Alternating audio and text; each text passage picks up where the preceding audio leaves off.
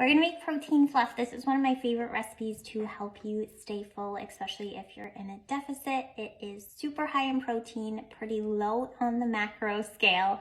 We're gonna make it without xanthan gum. A lot of recipes will call for that, and it also bothers a lot of people's stomachs. So we're gonna make it without and show you how to make a version just as good, if not better.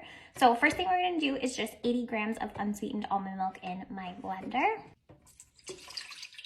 And then I'm also gonna do a 1/4 cup of water. I honestly never measure it, I just pour a little bit in.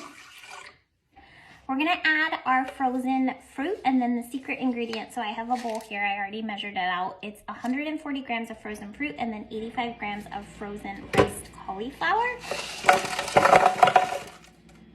I promise you cannot taste the cauliflower. It's just gonna make it a little bit thicker. You can also use frozen zucchini if cauliflower really grosses you out, but you will not taste it, I promise. And then last thing is we just need our protein. So I'm gonna add 1 scoop or 1 packet of a whey-based protein.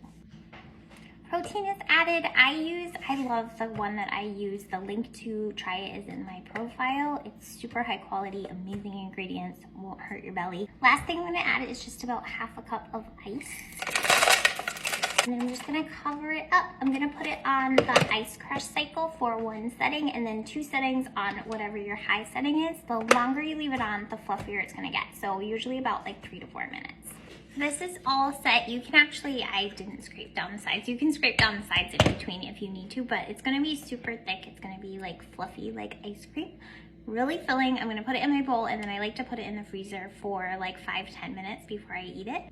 Just took this out of the freezer. I left it in there for 5 minutes or so. You can see super filling, really awesome macros, really great way to fill up if you are struggling with being hungry in a deficit.